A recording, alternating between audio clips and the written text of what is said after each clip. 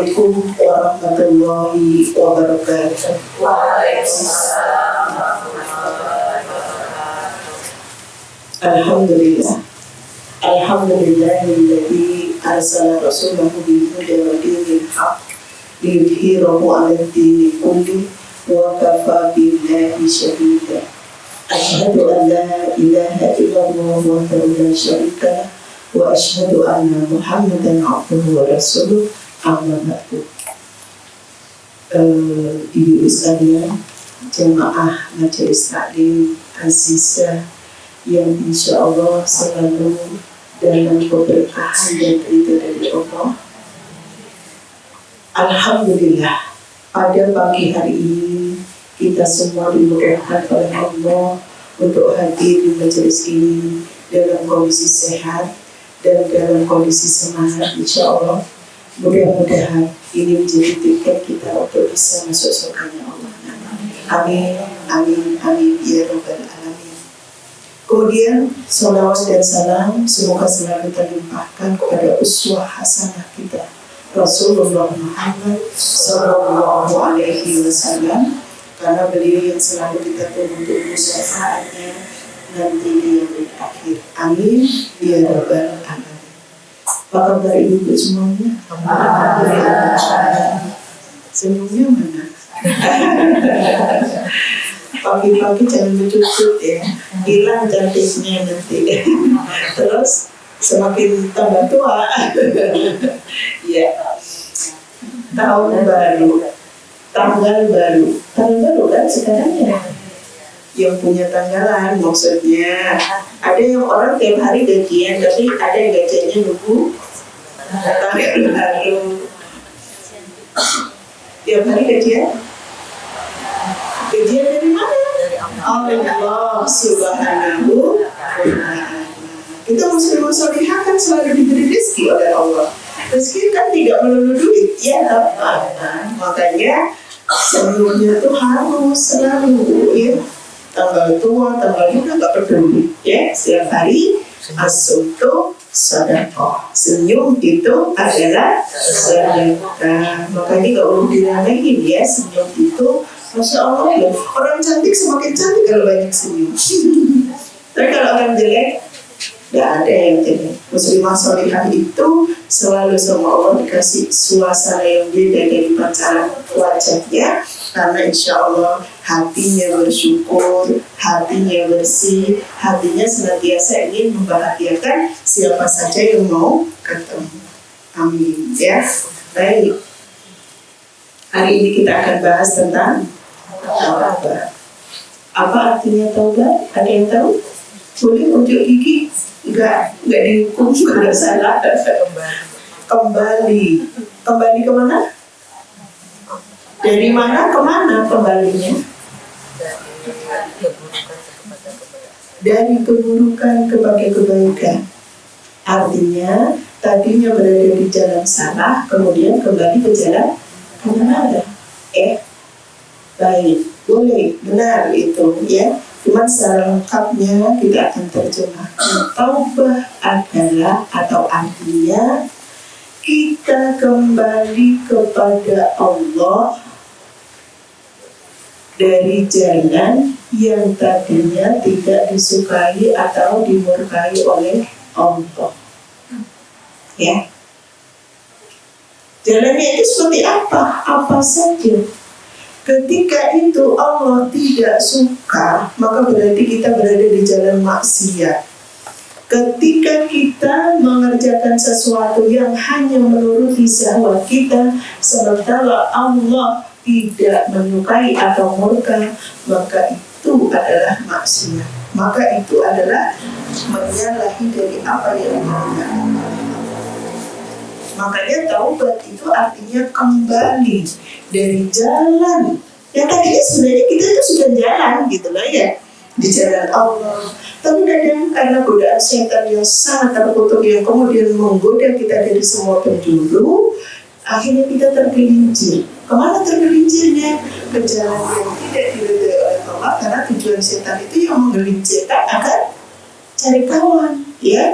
Dia kan sudah jelas tempatnya. Tempatnya di mana? neraka jelas. Maka dia seumur hidup sebelum kiamat terjadi, dia akan goda kita, terutama perempuan. Fitnahnya masalah apa? Harta, gitu ya. Maka dia akan gelincirkan kita ke sana. Maaf, nafkah dari suami kurang sedikit, udah gimana?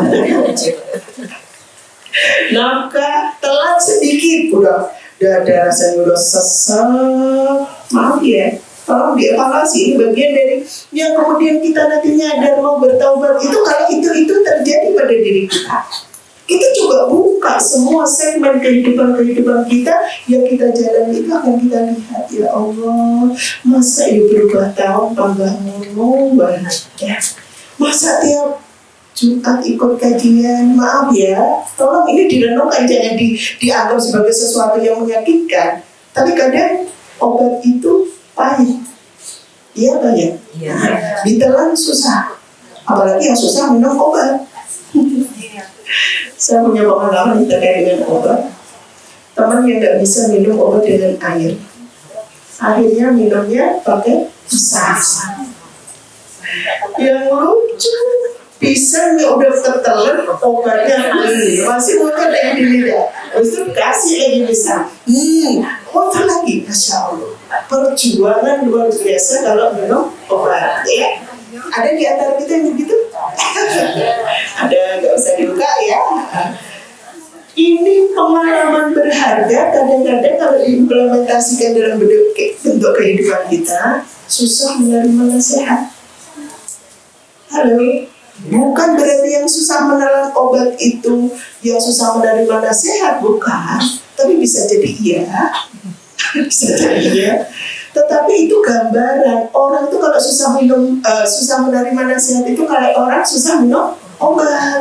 Ya Allah, berusaha, saya hormati, saya dapur, itu aku mau dikamplengi, kau dikamplengi, ditampar kanan kiri. Ya Allah, rasanya kayak apa sih? Mohon maaf. Saya misalnya memberi materi, memberi tausiah, saya tidak tahu persoalan ibu-ibu semuanya satu persatu. Kalau ketika saya menyampaikan materi, ada yang merasa tertampar, ada yang merasa itu sesuatu yang pahit, yang sakit, itu Allah yang mengarahkan, ya, bukan saya. Wallahi, itu yang ini, ya. Sehingga kalau ini saya sampaikan urusan taubat ini, karena momentumnya adalah momentum hijriah, tahun baru kita semua, yang harapannya tahun kita berubah menjadi lebih solihah. Oke? Iya, kita lanjut. Tadi terkait dengan mana tadi saya mau jadi minum obat, makna taubat, ya, makna taubat itu sendiri, ya. Jadi dari semua sisi kehidupan nanti kita akan lihat mana yang perlu saya taubati, mana yang perlu saya perbaiki, mana yang harus saya tinggalkan. Sudah, ya, saya sudah harus bismillah memperbaiki diri, saya sudah harus bismillah mohon ampun kepada Allah kalau selama hidup saya sampai tahun 1444 Hijriah kemarin banyak kesalahan, banyak hal yang perlu dibenahi. Baik, kita coba kupas. Pertama, bagaimana kita hubungan dengan Allah yang perlu kita lihat, kita evaluasi. Selama ini sudah bereskah hubungan kita dengan Allah? Selama ini sudah baikkah hubungan kita dengan Allah? Maksudnya baik seperti apa? Tidak pakai nanti-nanti, tidak pakai ditunda-tunda, tidak kemudian kita pakai banyak banget anunya, alasan betul. Jadi kan masih ini, ya Allah kan masih kan masih ini, masih ada aja. Padahal ketika Allah perintahkan sesuatu lewat Quran, diperkaya oleh hadis Rasulullah, sunnah Rasulullah, itu sudah dengan berbagai pertimbangan, bahwa itu menjadi landasan, menjadi pedoman bagaimana kita hidup di dunia, selamat nanti bekal di akhirat akan oke. Tetapi kadang-kadang kita tidak. Halo, coba direnungkan. Ketika Allah panggil, segerakah? Ketika Allah perintahkan, segerakah? Ketika Allah larang, segerakah? Tengok, ayo ditengok masing-masing. Maka kalau kita masih, ya Allah kok masih berat, kenapa ya? Maaf, satu hal, hijab muslimah salihah itu tidak ada perbedaan pendapat ulama, ya.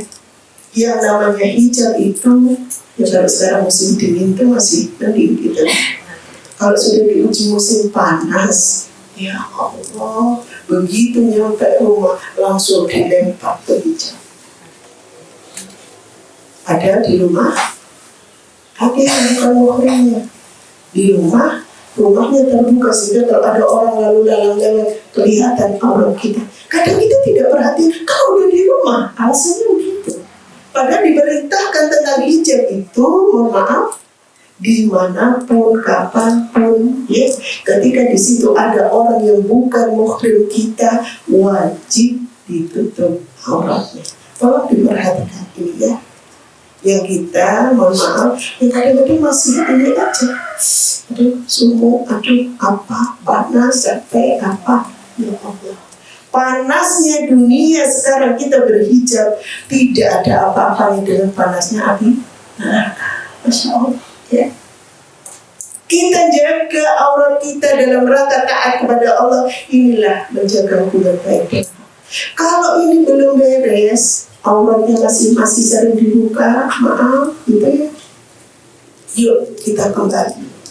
Yuk kita lihat lagi perintah Allah tentang bagaimana Allah memerintahkan menutup aurat kepada kita. Bukan untuk apa-apa, untuk jaga kita. Allah tuh sayang banget sama muslimah salihah. Saking sayangnya Quran ada yang disebut dengan An-Nisa spesial. Tidak ada Quran Ar-Rijal, itu tidak ada. Ya? Tidak ada Quran buat laki-laki, tidak ada. Tapi di sana ada Quran buat perempuan. Betapa Allah sangat sayang sama kita, betapa Allah sangat memuliakan muslimah salihah. Jadi jangan dikira ketika kita menutup aurat itu, tubuh kita bagus, rambut kita oke, kulitnya putih, masa ditutup sih? Kan setan kalau udah begitu, buka dong sedikit aja dulu, ya. Nanti kalau sudah sedikit, dikit lagi. Kalau sudah dikit lagi, lama-lama jadi tank top. Halo? Wah, begitu pakai tank top, jalan, wih, sweet, ya, semua bersiul. Wah, cakep banget, keren banget. Sudah, menjadilah kita, wah ternyata saya lebih terkenal dengan pakai tank top daripada pakai hijab. Akhirnya sudah, ini dia kemudian yuk kembali. Kalau ada bisikan-bisikan begitu, kita mau dijerumuskan. Jangan kita tergoda karena kita terkenal, karena kita jadi viral. Maaf ya, viral kok karena tidak pakai hijab, viral kok karena selingkuh. Maaf ya, mau viral karena selingkuh, berusaha rumah tangga orang, na'udzubillah ini. Makanya ayo kembali, yuk mulai terbersih pikiran-pikiran kotor, bisikan-bisikan jahat. Enggak, ya Allah, enggak, na'udzubillah ini. Kita umur di dunia ini sampai berapa sih? Lihat itu. Kemudian bagaimana lihat kita juga interaksi kita dengan Rasulullah. Maksudnya interaksi itu dengan sunnah-sunnahnya. Kalau tadi Quran adalah kalamullah, kalau tadi Quran adalah bagaimana sebagai rambu-rambu dan pelengkapnya adalah sunnatul Rasulullah, kita lihat kehidupan beliau dari kehidupan yang sangat luar biasa. Bagaimana beliau akhlaknya sangat luar biasa. Akhlak beliau yang muslimah salihah bisa contoh adalah beliau itu satu tadi saya contohkan, selalu tersenyum. Beliau itu murah, mudah maafnya. Beliau itu tidak pendendam. Selama bukan agama Allah yang dilecehkan, beliau prinsipnya adalah selalu membuka maaf untuk siapa. Apakah kita masih pendendam? Kalau kita masih pendendam berarti bagaimana kita mencontoh akhlak Rasulullah masih punya PR besar. Karena Rasulullah itu kata Ibunda Aisyah, orang belum minta maaf sudah dimaafin. Bahkan orang yang dolim sama Rasulullah mau dibalas kedolimannya Tidak boleh. Karena apa kata Rasul? Dia belum tahu. Biarin, tidak apa-apa. Sudah saya maafkan. Kalau dia sudah tahu, nggak akan begitu sama saya. Masya Allah. Ya. Gak kayak kita ya. Kadang-kadang aku kayak sudah makan. Wah, orang bisa lah. Bendina tak santuni apa-apa dan lain sebagainya. Tahu-tahu diplengosin aja. Sakit hati, baper. Masya Allah. Ya. Jadi buktikan bahwa Rasulullah SAW itu adalah orang yang paling mulia, paling tinggi akhlaknya. Itu sudah kita contoh dari sisi kehidupannya. Rasul tidak pernah mencela makanan. Rasul tidak pernah menyakiti hati saudaranya. Rasul tidak pernah mengecewakan teman-temannya. Masya Allah. Bahkan Rasulullah SAW selalu memprioritaskan mana yang bikin senang hati saudaranya. Makanya di sana kata Nabi salah satu menyambung silaturahim ada syarat tahabbu. Apa itu? Berilah hadiah maka akan muncul cinta. Ini menebarkan hadiah, mengajarkan kepada kita untuk gampang memberikan hadiah, tidak pelit. Maaf, muslimah salihah ujiannya harta. Yang kadang-kadang mau kasih orang, aku kan masih suka, aku masih pingin, masih ini. Ya, kalau Rasulullah bukan begitu ukurannya. Baru pakai baju baru. Mohon maaf nih, jangan tersinggung juga, termasuk saya ini nasihatnya luar biasa. Suatu saat kan Rasulullah datang istilahnya kunjungan ke salah satu pembesar kerajaan. Begitu, yang tujuannya adalah ekspansi Islam, dakwah. Pulang dikasih hadiah gamis bagus, bagus sekali. Baru dipakai sudah ada sahabat yang bilang, ya Rasul bagus banget bajunya. Kemudian Rasul langsung karena tujuannya waktu itu mau sholat, ya mau berjamaah. Selesai sholat, masuk rumah, bilang sama Aisyah, ya Aisyah, tolong bungkus bajuku. Terus buat apa ini? Udah bungkus aja. Dikasihkan ke sahabat yang tadi bilang, ya Rasul, bajumu bagus ya, itu tadi dikasihkan. Waduh, kaget sahabat ini. Kaget senang, kaget juga ini ya, karena apa? Rasul tahu ekspresi sahabatnya itu pingin gitu ya, cuman tidak berdaya. Tapi sebenarnya sahabat ini nggak akan meminta dari apa yang dipakai Rasulullah, karena melihat Rasulullah berpenampilan oke itu juga sudah senang banget. Akhirnya dibungkus, dikasih. Itu Rasulullah ya, tidak pakai nanti, tidak pakai bambu, ya sudah, orang lain senang walaupun beliau amat sangat suka, amat sangat cinta, dikasihkan. Masya Allah. Apakah kita sudah seperti itu? Berproses ya, bismillah, karena itu teladan kita. Insya Allah kita bisa, asal mau ya. Maunya ini yang perlu kita pupuk nanti ya. Masya Allah ya, jadi itu. Sehingga ini kita lihat, kita evaluasi. Kalau kita masih jauh dari kehidupan Rasulullah, bagaimana nanti bisa dapat syafaatnya, bagaimana nanti bisa berdekatan dengan Rasulullah, bagaimana nanti bagian dari kita itu yang kemudian dimintakan kepada Allah, ya Allah ampuni dosa-dosa fulana, masukkan dia ke surga, angkat dia dari api neraka. Maka kita lakukan dulu. Kalau belum, yuk kita benahi, ya Allah, luar biasa. Ini adalah momentum kita bertaubat, mohon jangan hanya di lisan, tapi benar-benar nanti implementasi dari kehidupan kita, bahwa kita cinta kepada Rasulullah, ada bentuknya, ada wujudnya, ada aplikasinya, bersolawat kepadanya dan mengikuti sunnah-sunnahnya. Sunnah Rasulullah itu apa yang beliau lakukan, akhlak beliau kita contoh dalam kehidupan kita sehari-hari. Yang ketiga, bagaimana kita melihat sisi kehidupan, Masya Allah, kita paling dekat adalah dengan orang tua. Adakah di antara kita yang, mohon maaf, sekarang dalam posisi sudah, tapi cukup direnungkan saja, durhaka kepada orang tua, jengkel kepada orang tua, sampai orang tua menjauh di sana tidak pernah kita kunjungi karena kita ngerasa bahwa orang tua kita nggak adil, orang tua kita kasar, orang tua kita keras, orang tua kita, maaf ya dalam tanda petik, catatan-catatan tertentu. Ya Allah, segera kita beristighfar, mohon ampun kepada Allah. Karena apa?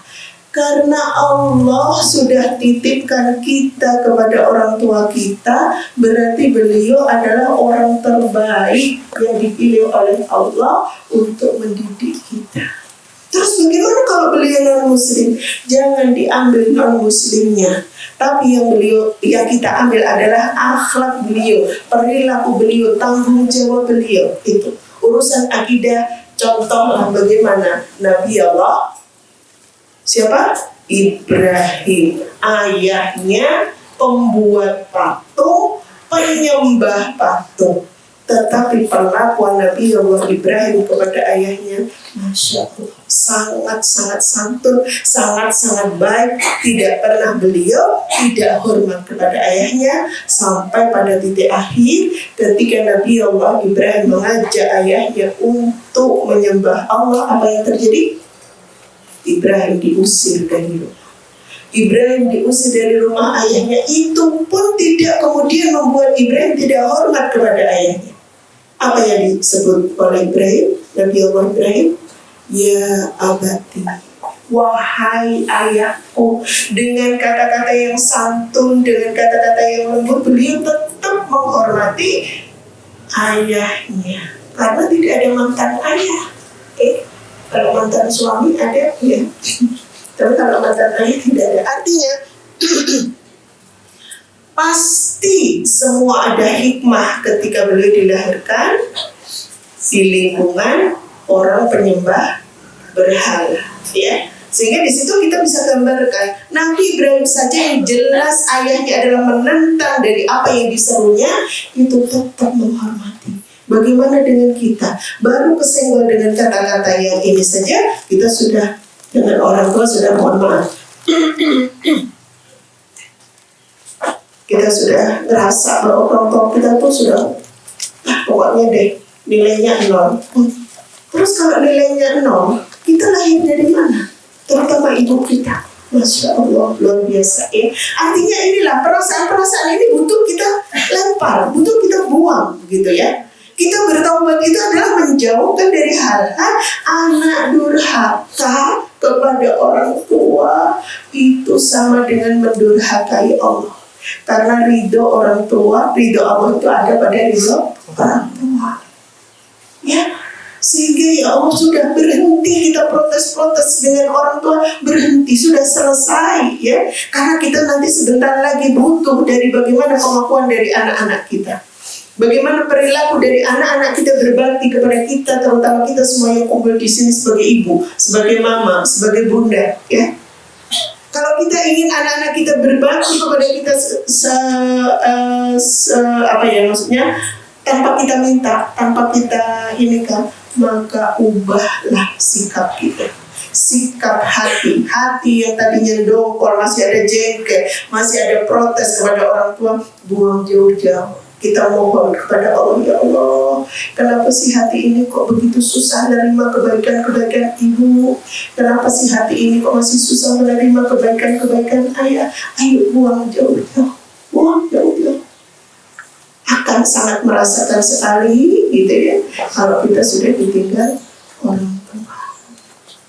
Sangat merasakan sekali. Mohon maaf berkali-kali saya itu masih belum bisa ingat ibu itu luar biasa, gitu. Sampai kadang-kadang saya tuh nggak berdaya untuk berjalan, ya, karena ngerasa bakti kita sebagai anak ke ibu itu masih sangat-sangat jauh, sangat-sangat kurang, gitu ya. Makanya sebelum itu terjadi, ketika ada orang tua kita walaupun tidak berdaya, ya Allah rawat dengan baik agar kita bisa masuk surganya Allah lewat pintu tengah, ya, kesempatan itu. Yuk diperbaiki. Ayo. Saya mengajarkan ini, jangan sampai merasakan apa yang seperti saya rasakan. Betul. Satu kadang-kadang, mohon maaf pada titik tertentu, kadang anak-anak itu jadi baper. Kadang anak-anak itu merasa bersalah dengan tingkahnya. Umi, aku salah apa? Bukan kalian salah. Tapi kenapa Umi nangis, gitu ya? Karena ingat ibu, betul ingat ibu. Suami juga begitu. Aku salah gitu, kok menengai mulai mau, ya itu karena saya ngerasa Bu, Masya Allah, kalau tahu ibu usianya hanya segitu, nah udah gak ada guna ya penyesalan, tinggal doa ya kemudian kita berikan, tinggal niat amal soleh yang kita kerjakan, semoga pahalanya ngalir ke Bapak sama Ibu. Kalau sudah begitu, sudah ya tinggal begitu yang kita lakukan. Makanya mumpung masih ada orang tua kita, rawat dengan baik, jenguk sesering mungkin, penuhi kesenangannya sebelum kita menyesal. Walaupun sekedar hanya dengarkan cerita yang berulang-ulang gitu ya, walaupun kadang-kadang yang menyuruh kita berkali-kali belum dikerjakan, ini sudah nyuruh yang lain, kerjakan dengan ridho itu belum setimpal kita membalas dari kebaikan-kebaikan yang beliau lakukan buat kita. Insya Allah ya. Dan nanti kita akan merasakan ketika pada titik tertentu yang kadang-kadang anak-anak itu kita nasihati susah, itu kita akan ingat, ya Allah betapa susahnya ibu ya nasihati kita kayak gitu ya. Kita manggil aja anak nggak dengar atau pura-pura nggak dengar, rasanya di dada ini kayak gimana coba? Bagaimana dengan kita yang kadang jauh ya, ibunya pengen ketemu, kita masih sibuk ini sibuk itu, Masya Allah betapa tersiksanya beliau. Saya ingat banget waktu mau pulang itu karena harus berganti-ganti kendaraan ya, ibu sudah nelpon lagi, tekan Dindo, ya Allah dah lewat lagi, terus tekan dipantau terus karena khawatir anaknya jangan sampai terjadi apa-apa dalam perjalanan untuk nengok ibunya. Itu pada seusia kita sudah tua begini ya, beliau masih sangat khawatir. Dan kalau beliau masih berdaya itu, maaf ya, saya cerita sedikit, bukan saya yang tidak boleh, saya mau ngapa-ngapain ke ibu, malah ibu yang maaf ya ngelus-ngelus, kadang ngicip-ngicip. Ya Allah setua gini ya, maksudnya apa? Itu orang tua, perasaannya gak pernah berubah sekalipun kita sudah jadi jenderal, jadi apa, gak pernah berubah ke anak. Makanya insya Allah yuk kita evaluasi lagi ya, kemudian ini ketika kita masih ada perasaannya ini, kita buang, kita kembali. Ya Allah, fitrahnya seorang wanita sholihah berbakti kepada ibunya itu hal yang sangat mendasar. Karena ketika kita menjadi wanita-wanita sholihah, wahai muslimah, yang paling berhak pertama kali menikmati kesholihan kita adalah orang tua kita, bukan siapa-siapa ya. Makanya ketika kemudian kita sudah sholihah, kok orang tua kita masih merasakan, ya Allah mana anakku yang itu, kok jarang banget datang, jarang banget telepon, jarang banget. Insya Allah itu ada beberapa yang berpendapat bagian dari anak yang durhaka. Maka tinggalkanlah ya, kita mencoba mulai sekarang untuk kemudian menata kembali kesibukan kita. Ketika masih ada orang tua kita yang bisa kita banteni gitu ya, lakukan seperti itu. Baik, itu ya.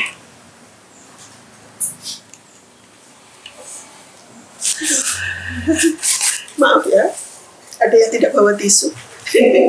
Boleh nih tisu di lantai. Kenapa ini saya sampaikan? Banyak muslimah yang tergelincir sekarang. Tergelincirnya kemana? Bukan mereka melakukan sesuatu yang tidak baik, rajin dari taklim, tapi hal yang esensi tidak diubah. Hal yang esensi memprihatinkan. Salah satunya adalah bagaimana perlakuan mereka muslimah sholihah kepada orang tuanya. Ketika pulang ke rumah orang tuanya, anchornya muncul ya. Jadi masa lalunya, bagaimana dia diperlakukan dengan keras, diperlakukan dengan tidak adil, itu yang muncul. Bukan yang berubah sekarang. Harusnya itu sudah kita buang, ya Allah, dengan pemahaman itu. Apapun yang dilakukan orang tua itu sebenarnya maksudnya baik, cuma pengetahuannya sejauh itu. Baik, itu kepada orang tua.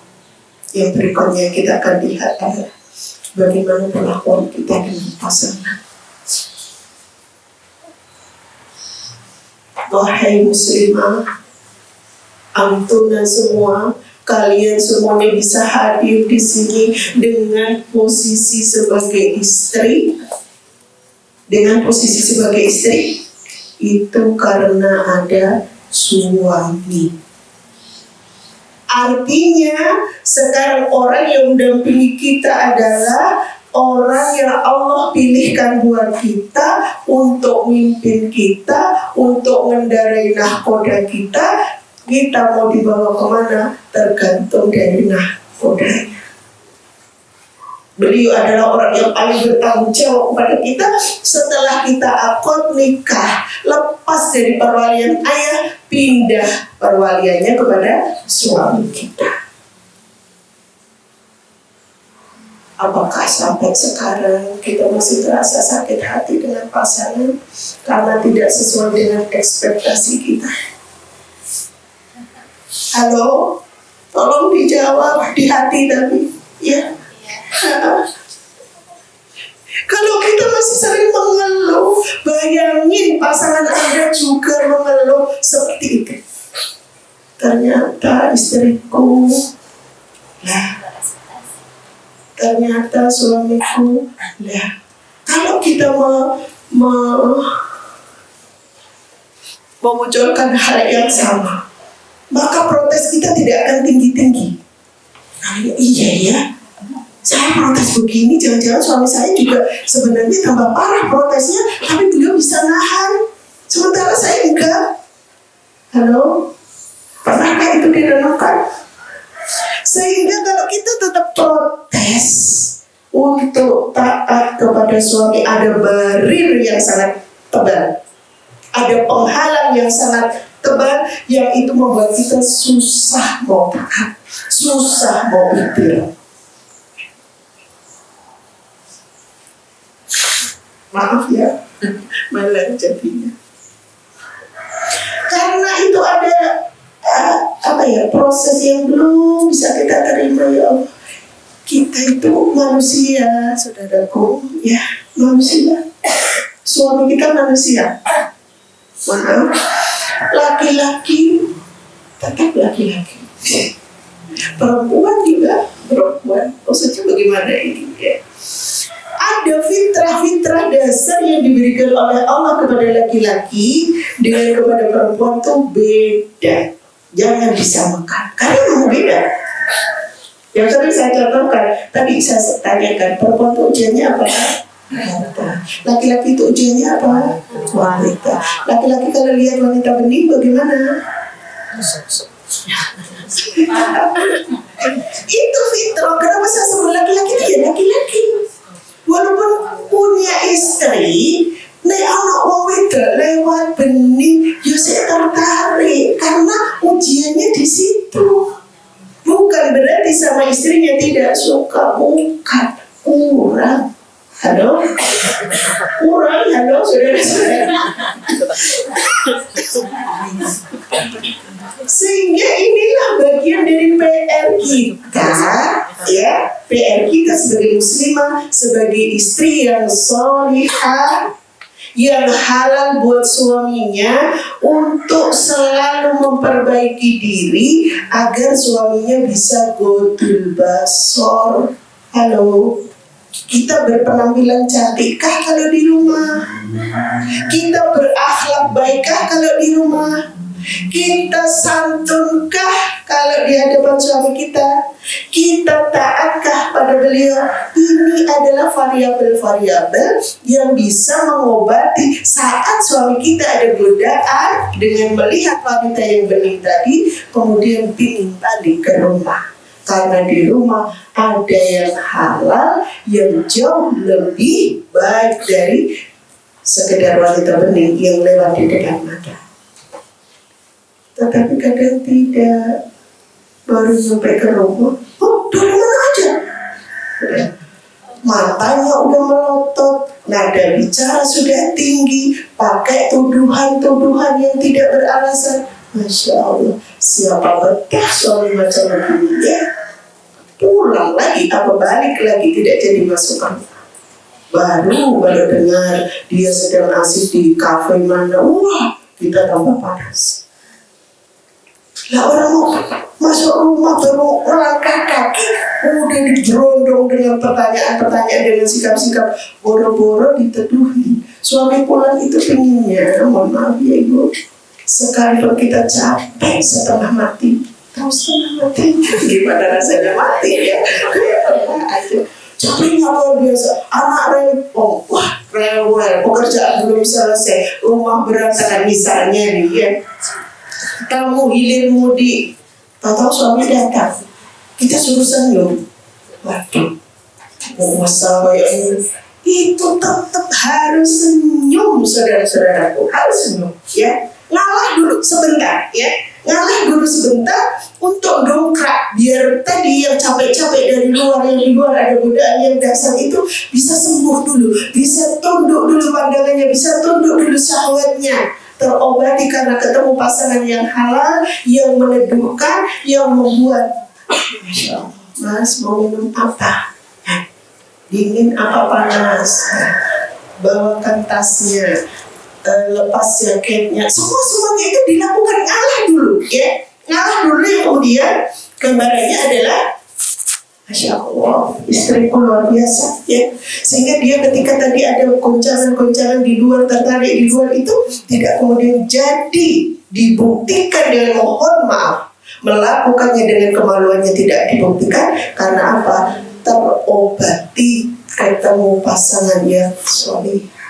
Sekarang munculnya perselingkuhan yang sangat dahsyat, karena mohon maaf, kontribusi istri besar untuk membuat suami tidak betah di rumah, tidak tersalurkan keinginan dasarnya.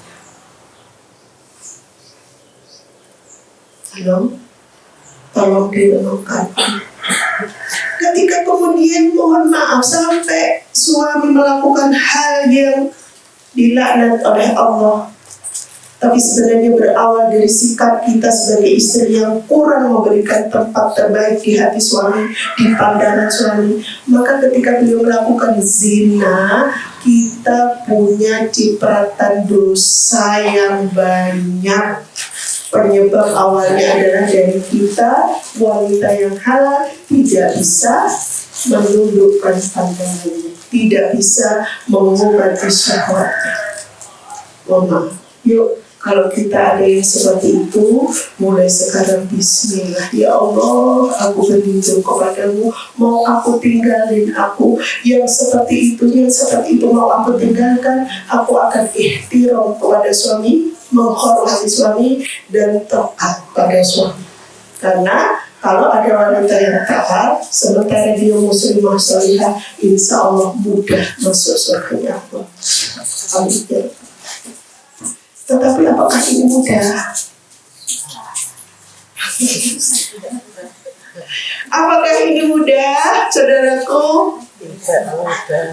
Tidak mudah, tapi bisa bagi siapa yang mau.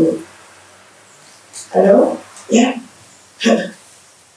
Ada 4 wanita mulia yang dijamin masuk surga Allah sudah bangunkan rumah di surga. Siapa dia? Pertama, Maryam binti Imran.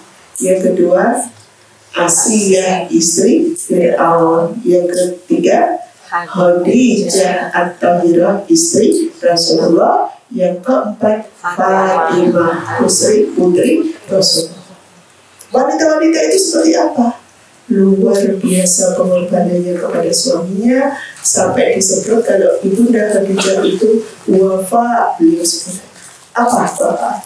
Habis-habisan, sampai akhirnya Allah sendiri memberikan kemuliaan yang sangat luar biasa. Kemuliaan yang diberikan kepada ibunda Khadijah tiap hampir berapa kali gitu lewat malaikat titip salam kepada ibunda Khadijah.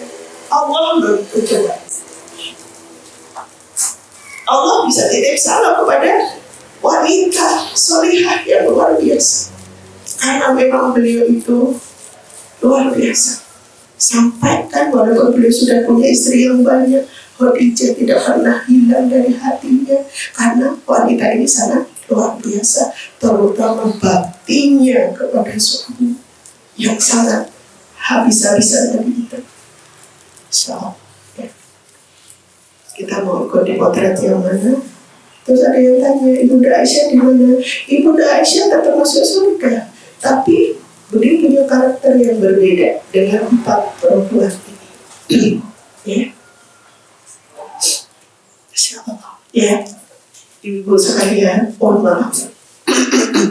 Kalau kemudian saya sampaikan ini bukan berarti ya saya mengharap, maaf ya, bahasa-bahasa ininya kok bolak-balik yang kayak istri suaminya mana, kalau suaminya mau ngaji nggak apa-apa ya. Harusnya yang mengerti begini tidak hanya seorang istri, suaminya juga harus tahu ya. Sehingga apa?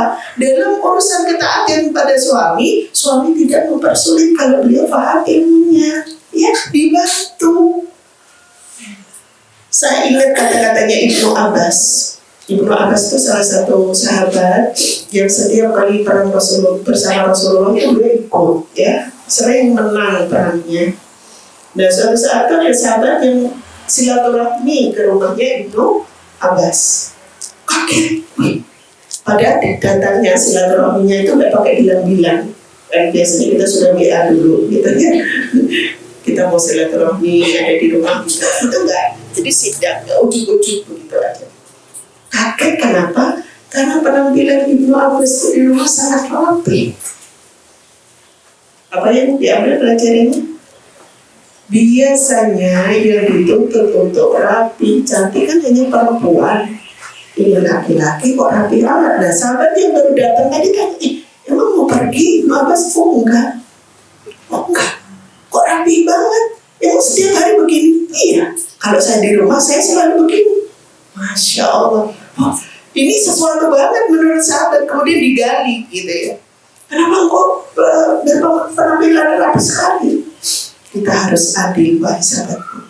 Saya tidak hanya ingin meminta istriku kalau di rumah rapi, tapi saya harus kasih contoh.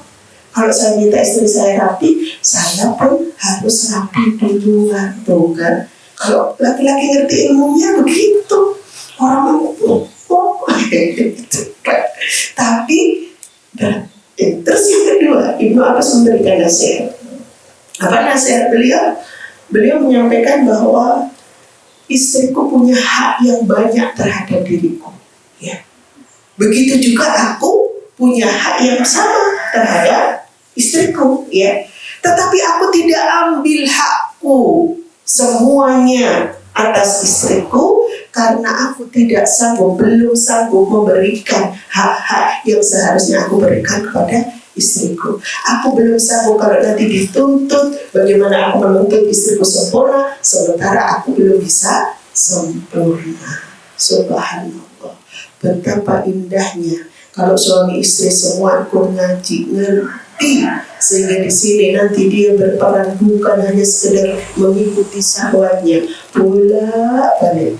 Yang dipakai apa? Ar-rijalu qawwamuna 'alan nisa. Laki-laki itu pemimpinnya perempuan, maka kalian harus begini-begini, pakai otoriter, pakai tuding-tuding. Tidak. Yang ada adalah satu, istrinya taat dibantu, tidak dipersulit karena nanti masuk surga bisa barengan. Masya Allah ya. Cuma persoalannya, mau gak bapak-bapak ngaji? Yes. Tidak mudah ya. Ya Allah, kadang dikasih tahu halah, wah udah gitu tuh udah mengkeret kita kan ya.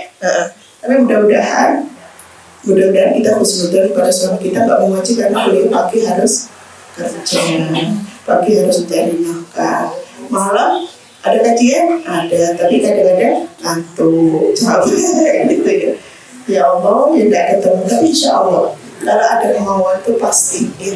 Saya kok kurang ilmu misalnya dalam urusan begini-begini karena ilmu itu kan nur ya, cahaya yang akan menerangi rumah tangga, yang akan menerangi semua jalan yang gelap ya. Makanya Masya Allah, mudah-mudahan kita doakan ya kita semua yang di sini menjadi istri-istri yang solihah ya Rabbal Alamin. Dan taat itu memang tidak mudah, tapi kita minta sama yang menguasai hati kita, yaitu Allah Subhanahu wa Ta'ala. Ya Allah, ini aku sudah ketemukan dengan suami yang macam begini, macam apa? Kok kayaknya ada gimana gitu ya? Ya Allah, dulu saya tuh pengen suami saya begini-begini, tapi dapatnya kok begini gitu. Ya Allah, syukuri, bersyukur. Jangan terus kita perbaiki. Makanya taubat ini adalah memperbaiki jalan ya. Yang kemarin kita sering nyentak, maaf ya. Ada nggak yang kalau dipakai nyentak itu? Mas, mudah-mudahan enggak ya, sekarang enggak lagi. Tapi kadang-kadang suami kita itu juga suka kalau kita memang karakternya begitu, tapi dalam rangka tidak marah, karena tidak hormat kepada beliau ya, karena memang logat kita seperti itu tuh, justru kalau kita anu itu malah aneh gitu. Jadi keras tidak sama dengan kasar dalam rangka tidak hormat ya. Dan ini hati nyambung ke hati ya. Sekalipun kita ngomongnya tinggi nadanya, tapi karena hati kita nggak ada kepentingan lain kecuali karena memang modelnya begitu, maka suami juga akan nangkap bahwa itu nggak apa-apa kayak gitu ya. Jangan disamakan dengan maaf yang mungkin biasanya halus, inci, apa gitu ya. Karena terus terang kalau saya bosan sama suami saya itu juga kok jadi aneh kayak gitu. Saya tuh pengen itu, cuman ya akhirnya komunikasinya tidak komunikatif, malah aduh kok jadi kaku ini, udah biasa aja. Ada waktunya beliau kita panggil dengan jenengan, ya udah kita panggil. Kalau maunya dipanggil dengan, saya mohon maaf kalau panggil suami saya paling suka panggil bang ya. Orang mana emang? Ya orang terserah mau dipanggil apa. Saya sukanya panggil itu. Terus saya paling suka dipanggil Dik sama suami saya. Sudah selesai itu aja. Panggilan kesukaan itu saya panggil Bang, terus kemudian beliau panggil saya Dik. Itu sudah bagian dari kok nggak Umi, kok nggak Abi, nggak. Itu nggak suka buat saya. Hati ini kurang nyambung menurut saya kalau seperti itu ya. Terserah. Masing-masing kan punya ini sendiri ya dengan pasangan itu. Untuk apa? Membangun harmonisasi rumah tangga. Untuk apa? Agar kita sebagai istri bisa taat dengan mudah. Untuk apa? Agar kita dalam komunikasi bisa baik, bisa berjalan dengan tidak merendahkan siapapun. Sehingga panggilan itu suka-suka yang penting, bukan panggilan yang menyakitkan. Kalau suaminya nggak suka dipanggil tertentu, jangan sekali-kali diulang. Ya, itu sangat tidak baik. Ada berapa tadi yang sudah kita evaluasi dan mau kita taubati? 4. Yang berikutnya, bagaimana kita evaluasi perlakuan kita kepada anak? Ya, anak kita, ibu-ibu sekalian, mereka lahir dari rahim ibu-ibu semuanya. Artinya seperti tadi yang saya ungkap, ketika kita menyesali orang tua kita, Allah sudah pilihkan kita. Dari rahim ibu kita lahir. Begitu juga dengan anak kita. Allah sudah pilihkan dari rahim kita lahir. Artinya kita semua menjadi ibu yang terbaik buat anak-anak kita. Masalahnya ketika anak-anak kita tidak mau dengerin nasihat kita, jangan nyalahin anaknya, salahin kita. Bisa jadi pertama cara komunikasi yang salah, yang kedua ilmu yang kurang, yang ketiga mohon maaf, kadang orang tua tuh ekspektasinya kepada anak terlalu tinggi. Kamu tuh harusnya begini, belajar begini. Anaknya sampai stres, diles ke sana, suruh ini, suruh itu. Ya Allah, kapan mainnya, kapan ininya, akhirnya apa? Dia benar-benar stres, benar-benar tidak mau. Karena kalau sudah ketemu dengan ibu yang ada kamu sudah dikerjain belum? Kamu sudah ini belum? PR-nya udah dikerjain belum? Begitu ibu pergi, merdeka.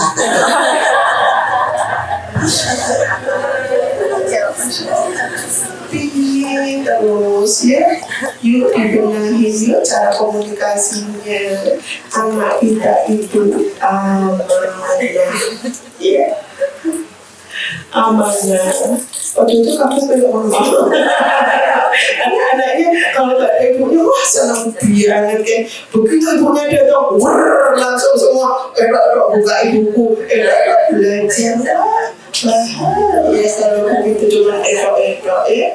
Tahu ibu bola. Makanya ini ya Allah kok bocah dikandani orang ruangnya iki kenapa? Jangan anaknya dulu coba kesini ngandani bener nggak ya? Isinya bener nggak ya? Terus kemudian timingnya tepat nggak ya? Lihat itu. Sekali lagi anak kita tuh amanah gitu sekalian. Dia adalah berlian permata yang belum dipoles, mau kerlipnya hijau, biru dan semuanya itu tergantung dari orang tuanya. Makanya ini ya Allah, ayo dikandani. Terus kemudian kita janji sama Allah, ya Allah saya tidak akan sia-siakan amanahmu yang berupa anak, yang berupa aset termahal ini ya. Karena kalau kita nanti sudah di alam kubur, yang kita tunggu doa dari anak-anak kita yang tanpa kita minta dia mendoakan.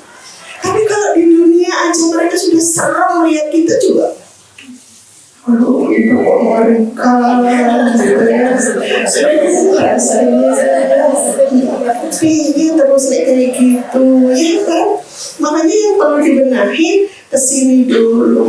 Ya Allah, gimana aku didiknya, sudah benar-benar minta sesuai dengan arahan Rabbani gitu ya, arahan dari Allah dalam Al-Quran sebagaimana dicontohkan kisahnya, bagaimana Nabi Allah Ibrahim punya anak seperti Ismail, bagaimana Luqman Al-Hakim punya putra yang sangat luar biasa, bagaimana kisahnya Maryam, bagaimana ini semua adalah potret-potret Rabbani yang bisa kita teladani dalam kehidupan kita. Cuman ya perlu perjuangan, harus ada ilmu, harus belajar, harus menekan ego dan semua-semuanya. Dan ini, mohon maaf ya ibu-ibu sekalian, harus ada kerjasama dengan suami. Urusan mendidik anak, biar ibu itu gak stres banget, harus ada peran dari suami yang kemudian perannya apa? Jadi kita itu gampang kok. Ibu tuh kalau dijaga stabilitas emosinya, ngadepi anak ini gak stres-stres anak. Iya Pak ya? Coba ada masalah dengan suami, anak kan jadi sasaran. Kamu tuh halo, sudah deh, sudah. Kan kalau dengan suami aman-aman saja, insya Allah ya. Kamu ibu kok tumben, anak pasti begitu. Tumben tapi kadang diucapin, kadang dalam hati. Ibunya gak serem, gak serem. Ya Allah, ini persoalan kita sehari-hari ya ibu sekalian ya. Makanya dari tahun ke tahun bahkan harusnya tidak tiap tahun ini kita evaluasi. Ada berkala gitu loh ya. Kira-kira dalam waktu sebulan bertahan berapa lama kita untuk kemudian menjadi ramah kepada anak, baik kepada anak, tidak main cedal-cedal gitu ya, tidak main sentak-sentak, tidak main melotot-melotot ya. Orang bangunin pagi aja udah perang mulut ya. Wah, setiap pagi bangunin susah, ibu harus lari ke dapur sini, ke dapur sini. Ya Allah, coba tadi kalau dihitung sudah jalan sampai kemana coba? Ya, bungan bangunin berkali-kali, baru bangunin 2 kali, 3 kali, bilang udah 10 kali, bohong lagi. Ya Allah, gitu ya, ibu luar biasa, saking jengkelnya hatinya, saking ininya. Coba kerja sama Pak, kalau Pak tolong dibantu dong bangunin anak-anak. Atau bapaknya ikut ini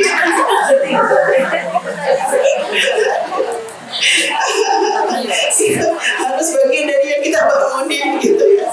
Waduh, padahal secara psikologis itu anak-anak itu dengar jalannya bapaknya itu sudah letih ya. Kalau ibunya harus berkali-kali begitu bapaknya udah jalan dek mau menuju kamar itu sudah bangun biasanya karena takut di ini itu gitu. Tapi itu secara psikologis nggak apa-apa memunculkan membangun rasa ini sama ayah itu sosok yang begitu gitu ya. Cuma Tidak kemudian dalam perilaku terus kemudian otoriter, bukan. Itu sebagai sarana aja agar dia mudah untuk, ya sekali lagi kaitannya dengan kowamnya ayahnya itu biar muncul di situ. Kita juga perlu ingatkan kepada pasangan kita, manakala anak mau berangkat sekolah, jangan sampai posisi ayah masih Tidur.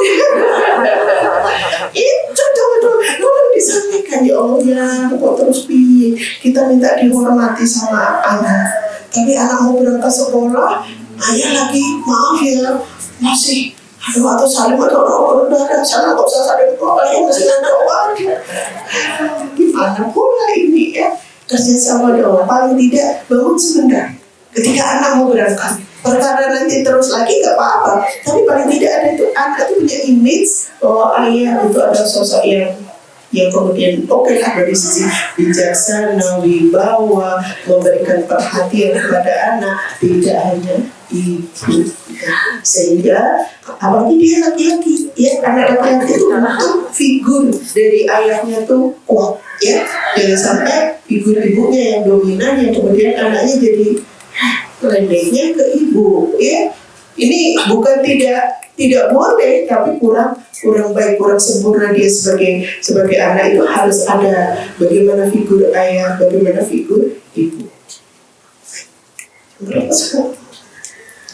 Nggak terasa kita ya, udah 9:04. Tapi nggak apa-apa, kita terus. Waktunya kan sampai 9:30. Itu kepada anak. Kemudian yang berikutnya kepada apa yang kita perlu evaluasi, yang paling dekat dengan kehidupan kita, tetangga. Betul, tetangga. Jangan sampai tetangga kita dengan keberadaan kita itu merasa punya tetangga satu ini rempong, ya rempong apa? Tiap hari di rumahnya ada kajian, ini maaf ya, ada tetangga yang protes tuh begitu. Masa ramai terus halaman saya dipakai terus untuk motor-motor tamu-tamu. Wah, kadang-kadang kita perlu tahu diri juga.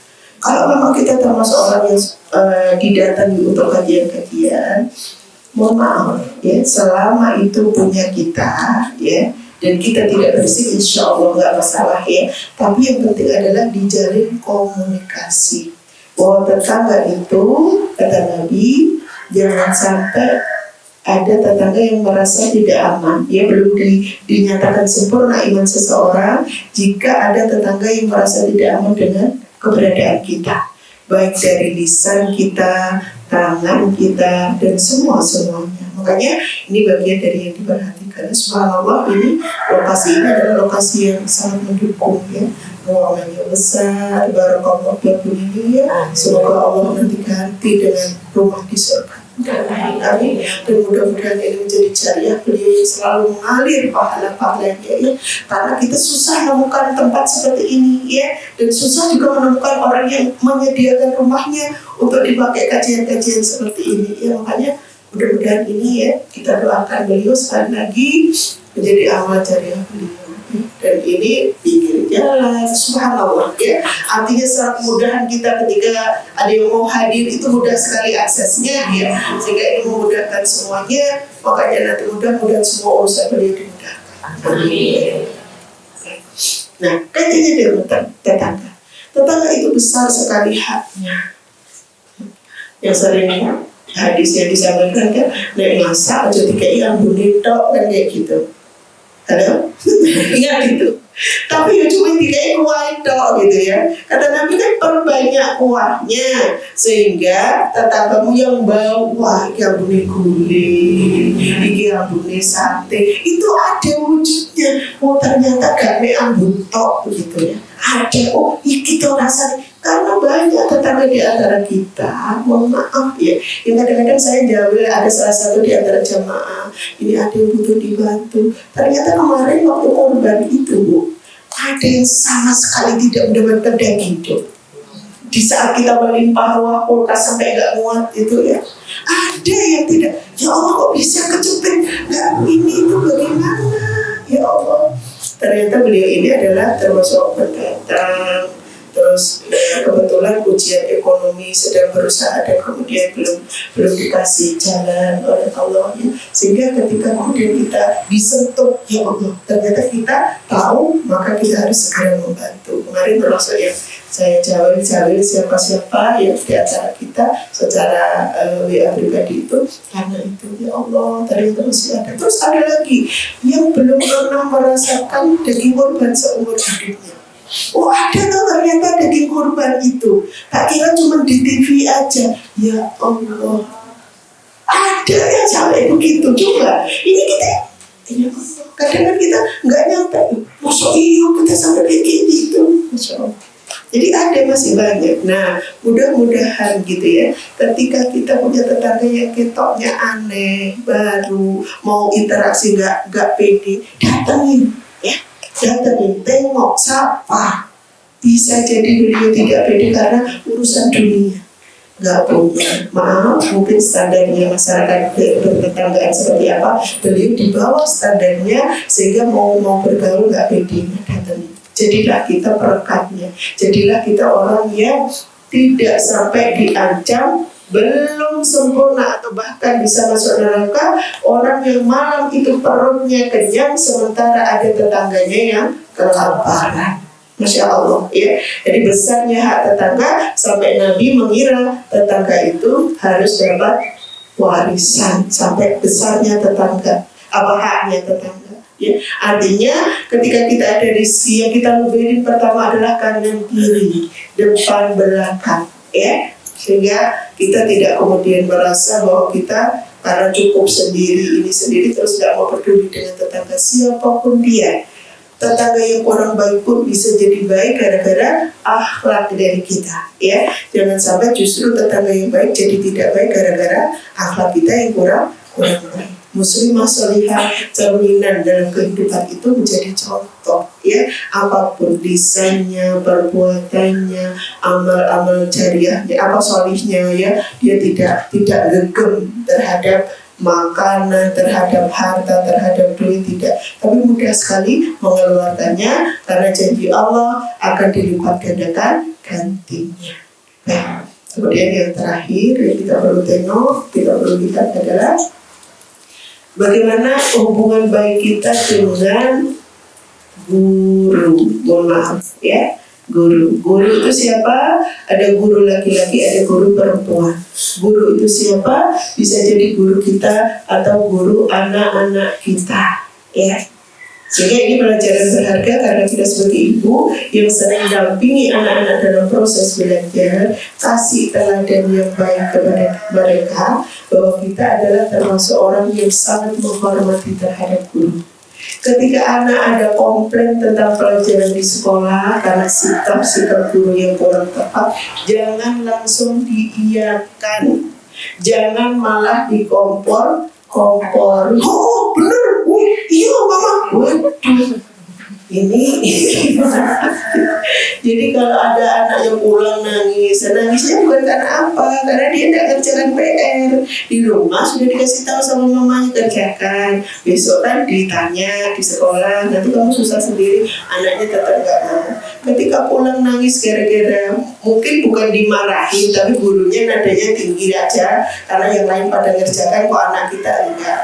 Jangan langsung kemudian kita diendapkan dulu, diadem-ademin, bahkan kasih edifikasi kepada guru. Guru itu benar, ya kamu dikasih tugas ngerjakan PR nggak dikerjakan, sementara yang lain semua ngerjakan, nanti yang lain bisa protes dan semuanya. Nah itu, jadi kita memberikan jawaban yang bijak, bukan ikut marah-marah.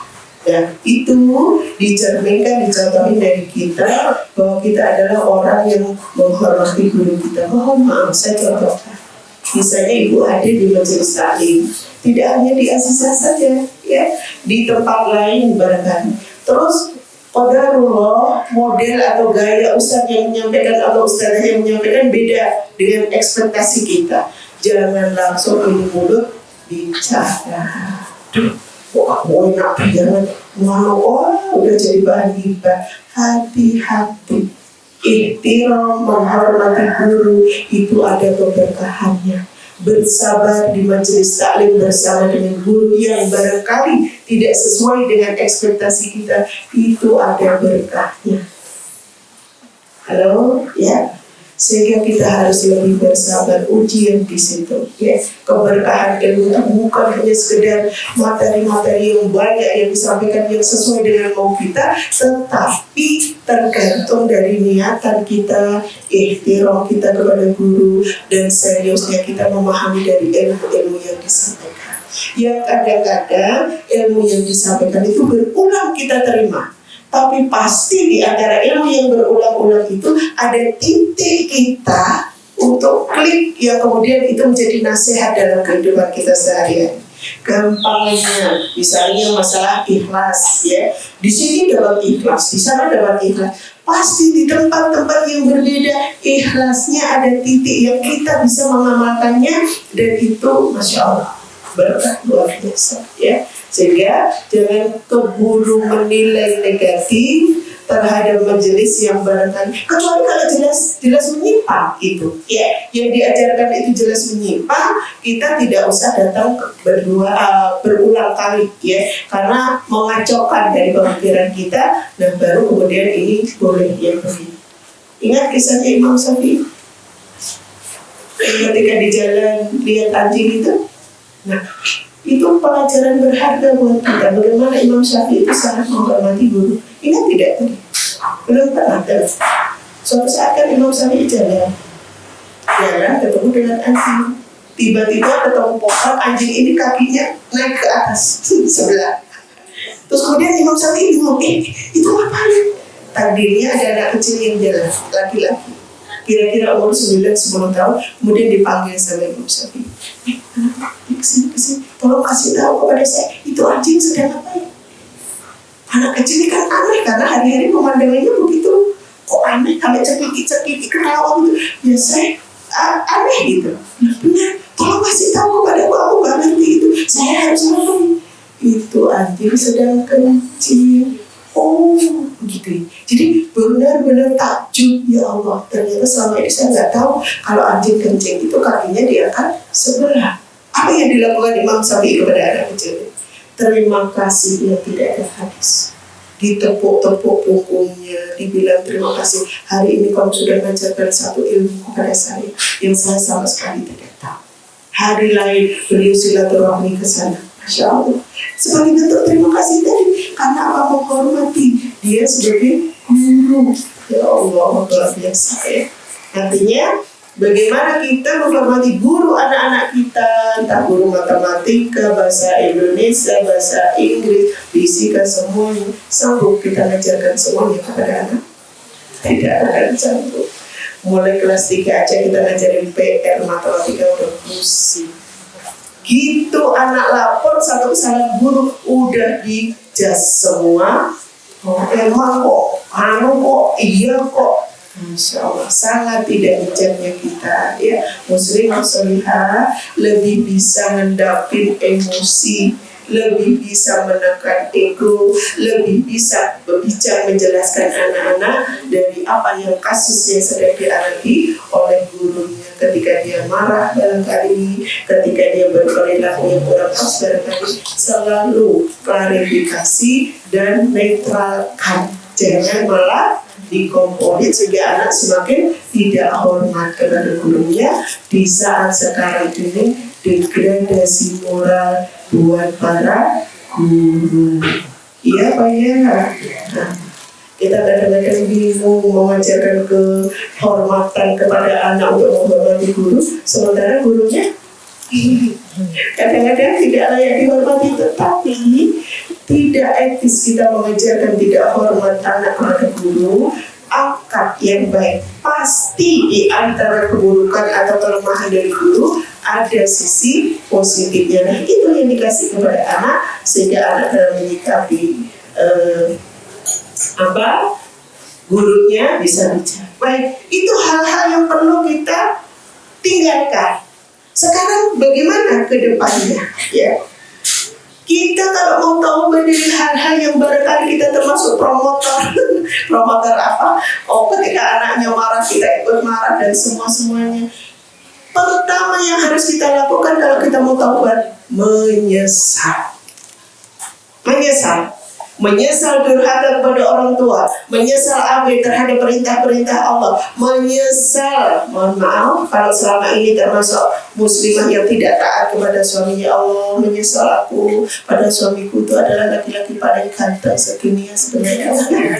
Tapi kadang-kadang kalau kita sedang marah, kenapa gantengnya jadi hilang gitu ya, maka kita tinggalkan, ya Allah, sudah habis ini tak rawat suamiku, habis ini tak didik dengan baik anakku, ada penyesalan. Yang kedua, istighfar yang banyak, mohon ampun kepada Allah. Ya Allah, sungguh karena terbatasnya ilmu saya, kemarin saya sempat marah-marah sama ibu saya dan semuanya yang jelas disesali, dan kemudian mohon ampun kepada Allah. Ya Allah, ampun.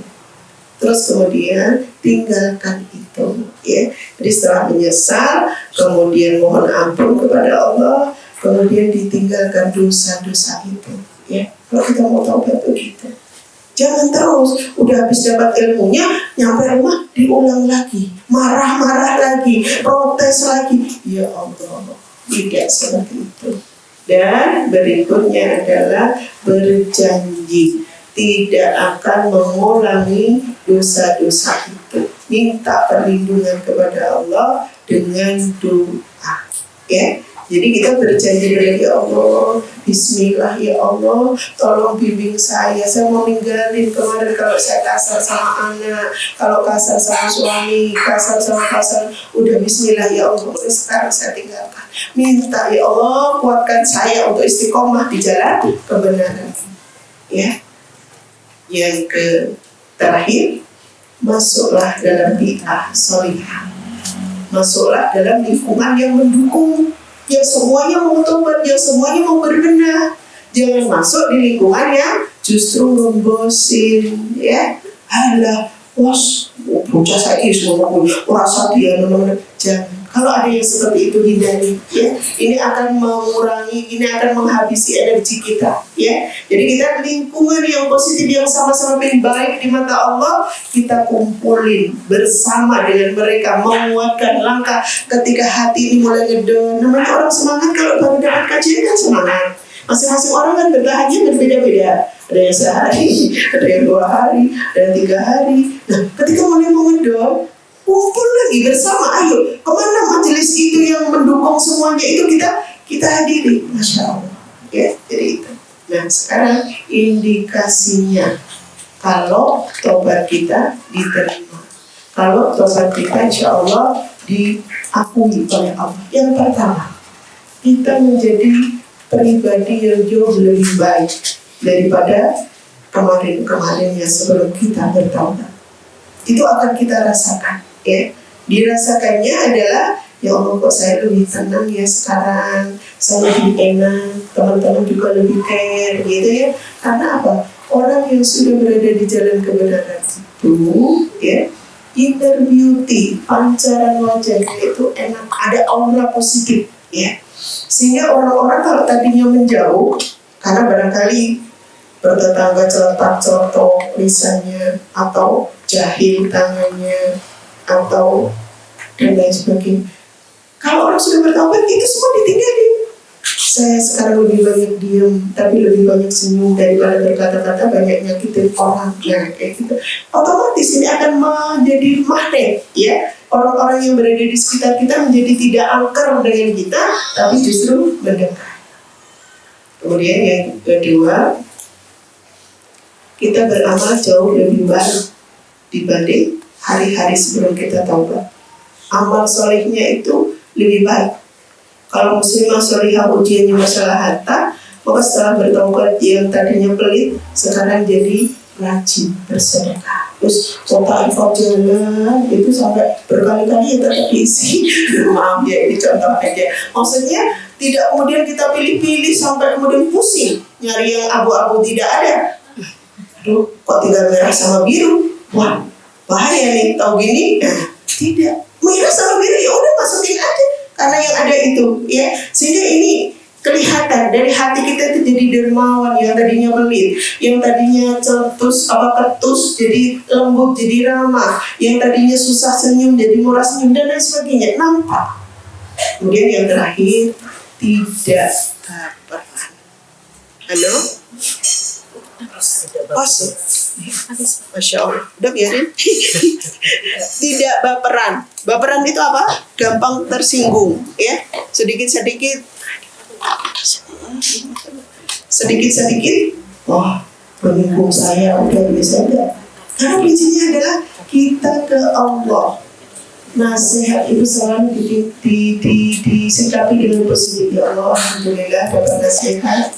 Ya Allah, ini buat saya, perbaikan buat saya, semuanya selalu disikapi begitu, ya. Jadi tidak kemudian datang ke majelis, ini, susah kata konek, tidak, ya.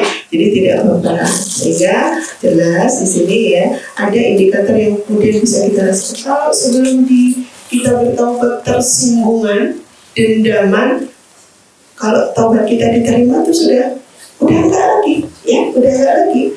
Udah lapang, udah mudah, dan Masya Allah, mudah-mudahan bersamaan dengan itu keberkahan Allah hadir buat kita menjadi muslimah solihah yang ilmu dipahaminya menjadi ilmu yang menerangi setiap langkahnya. Amin ya rabbal alamin. Baik. Oh, sudah setelah 10 ya ternyata. Ya cukup ya. Langsung kita doa ya. Kalau ada yang mau tanya, nanti boleh chat ya, dengan WA ya, karena waktunya sudah harus ke tempat yang lain dan semoga semuanya dimudahkan. Baik, kita doa sejenak. A'udzubillahi minasyaitonirrajim. Bismillahirrahmanirrahim. Ya Allah ya Rahman, kami yang berkumpul di majelis ini mohon kepadamu ya Allah.